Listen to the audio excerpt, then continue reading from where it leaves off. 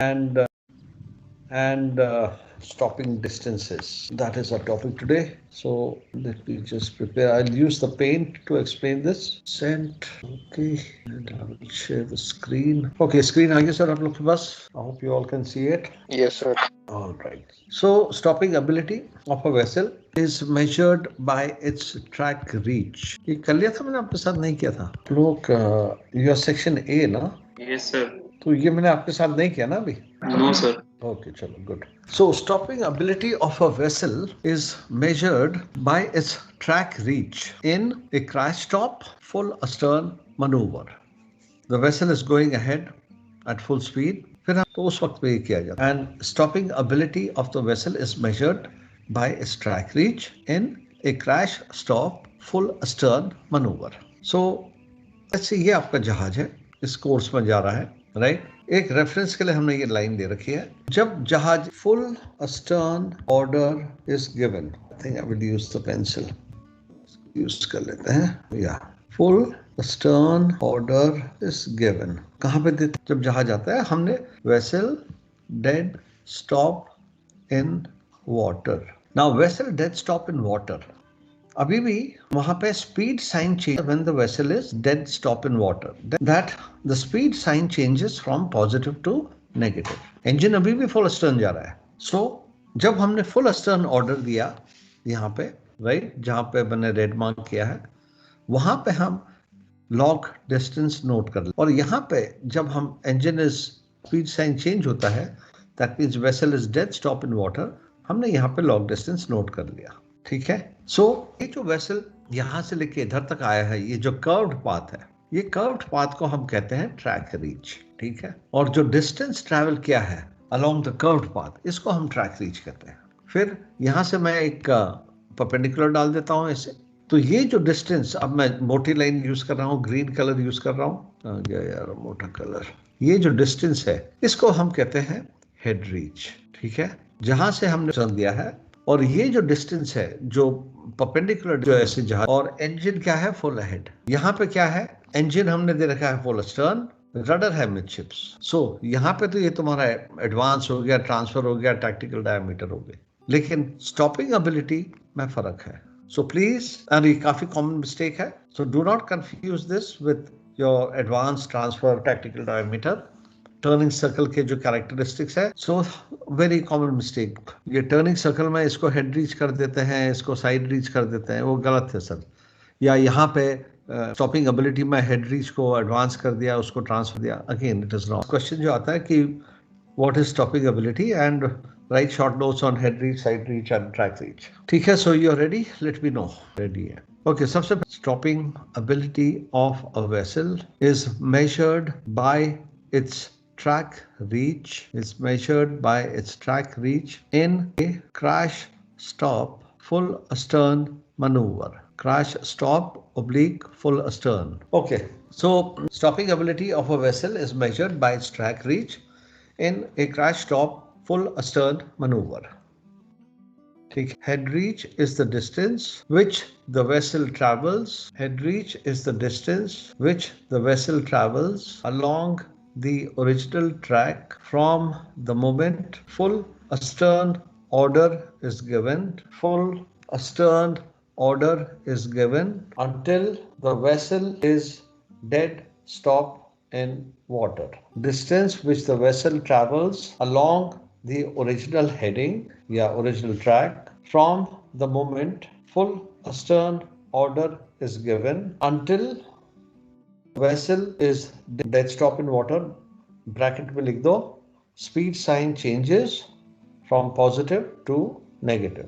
Okay, so that's your what you call head reach. Side reach, next wala, is the distance which the vessel travels. Side reach is the distance which the vessel travels perpendicular to the original track. बाकी वैसे ही लिखो, from the moment full astern is given until she is dead stop in water. बाकी सब same है. So side reach is the distance which the vessel travels perpendicular to the original track from the moment full astern order is given until she is dead stop in water. Okay. Third, now you come to your track reach is the distance which the vessel travels along the curved path, which the vessel travels along the curved path. बाकी वैसा ही है sir. From the moment full astern order is given until the vessel is dead stop in water. Okay.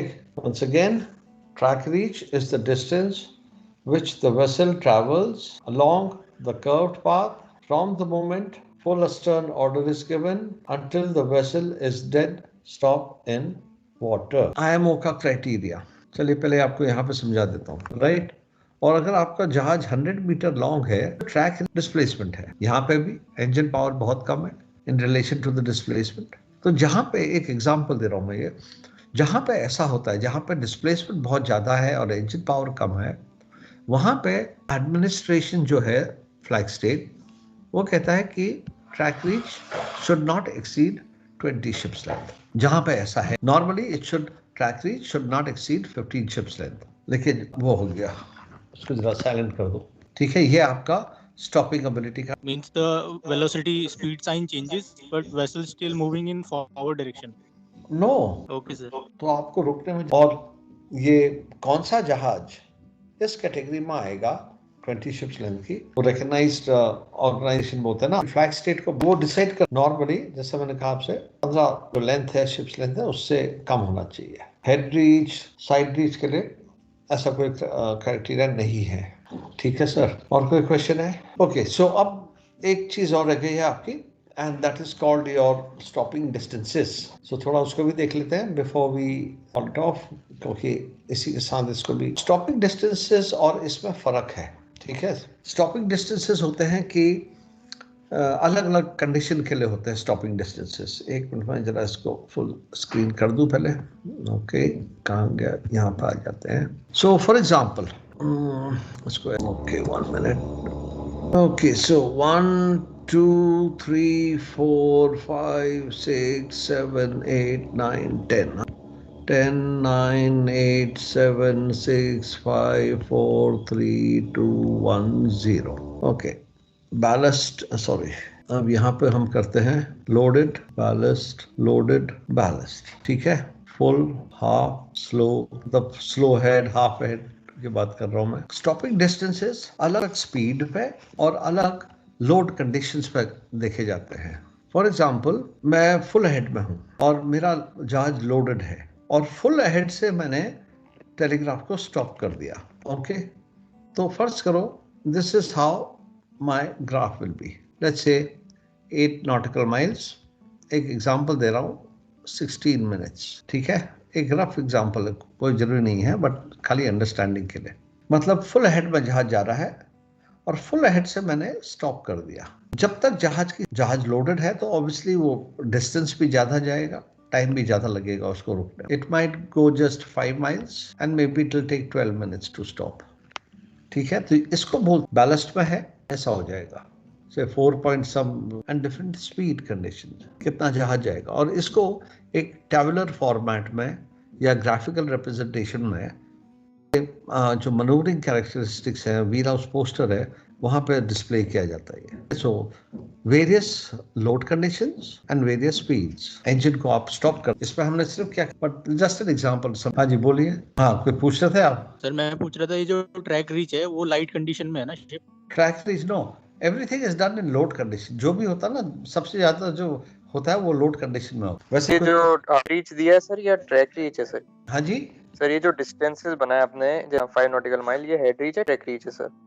Sir, ये head reach है, but again उसको confuse मत कीजिए head reach से. ये जो मैंने ये वाला टेबल बनाया ना इधर में, लेफ्ट राइट हैंड साइड में, स्टॉपिंग डिस्टेंसेस वाला, आप किसकी बात कर? ये जो मैंने यहाँ टेबल बना रखा है इधर में, ठीक है जी, ये जिसको मैं राउंड कर रहा हूँ, ये स्टॉपिंग डिस्टेंसेस का है. अब इसको हेड रीच भी कहते हैं, मतलब कि आपने इंजन को स्टॉप कर दिया है, आपकी हेड रीच क्या होगी. But truly speaking head reach ये होता है जो हमें स्टॉपिंग एबिलिटी में रेट फुल हेड से फुल स्टैंड एडवांस आपको जहाज पर भी मिलता है ना, कैश एडवांस. तो ये मत सोचिए कि एडवांस सब जगह एक ही रहे. Okay. So there is nothing much. कितना बच गया है? 4:30 होता है. सो let me see if there's anything else for this month. This week I have how many class with you? Okay. ASM phase 2. Okay. So I don't think I have any more class with you this week. ठीक है, next week का फिर देखेंगे. हाँ राजवीर भाई, Rajveer uncle पूछ रहा है, don't try to be smart with the surveyor. जो क्वेश्चन पूछा जाए उसी का आपने आंसर देना है, राइट? अगर वो is there any criteria for track reach, तब बोल दो. लेकिन अपनी in this situation I will do this because नहीं कहना है. बिकॉज तो हो जब वो पूछेगा why will what will you do in so and so situation, I will do this. जब पूछेगा why will you do this, sir I will do this because, उसके बाद बिकॉज आता है. सो जो क्वेश्चन पूछा गया है वही लिखिए, चाहे रिटन्स हो. रिटन्स में तो चलो हम नंबर देंगे या नहीं देंगे वो बात अलग है, लेकिन एक्स्ट्रा मार्क्स तो खैर वैसे भी नहीं मिलते. बट मेन थिंग इज कि सर्वेयर के सामने नहीं करना, उतना ही जवाब. तो सर आपने एक वो वाला एग्जांपल बताया था ना जिसमें शिप जो होता है वो एकदम स्टॉप्ड रहता है और जो टग होता है वो खींचता है, तो पिवट पॉइंट का मोशन कैसे होता है वो समझना था सर. शिप स्टॉप्ड है और टग खींच रहा है. हाँ जी सर. मतलब ये तो मैंने कुछ कहा ही नहीं इसके बारे में. सर जब पिवट पॉइंट्स हो रहे थे तो लास्ट एग्जांपल आपने. एक मिनट होल्ड करो. हाँ जी sir. So you was talking about, sorry for this, आपका फोर्स है और टर्निंग लीवर है. तो force multiplied by turning lever, एक टर्निंग मोमेंट क्रिएट हो गया and your bow will start turning to starboard. ठीक है. नाउ अब क्या होता है, जब टग खींच रही होती है सो धीरे धीरे भाव स्टारबोर्ड को आता है, राइट? इनिशियली धीरे धीरे से होगा, जिसको मोमेंटम मिल गया. सो यहाँ पे क्या होता है कि ये जो टर्निंग लीवर है और ये आप खींच रहे हो, तो आपका टर्निंग मोमेंट क्रिएट हो गया, जहाज स्विंग चालू हो गई है. अब जैसे जैसे आपका स्विंग बढ़ती है, बाद में स्विंग क्यों बढ़ जाती है? क्योंकि पिवट पॉइंट इधर आ गया, पिवट पॉइंट पीछे को आ गया है और ये आपका लीवर है, टर्निंग लीवर. तो टर्निंग मोमेंट बढ़ गया तो इसका मतलब स्विंग बढ़ गई, तो पिवट पॉइंट पीछे चले जाता है जब आप टर्न करते हो. अब फर्क पड़ता है इस लाइन में भी, टक की लाइन छोटी है या टक की लाइन बड़ी है, इसमें भी फर्क पड़ेगा. छोटी लाइन होगी टॉर्क कम लगेगा, लाइन लंबी होगी तो मेरा फोर्स सर मेरी टग ट्रांसफर. और कोई? ओके, थैंक्स भाई. Good night everyone. Sir good night.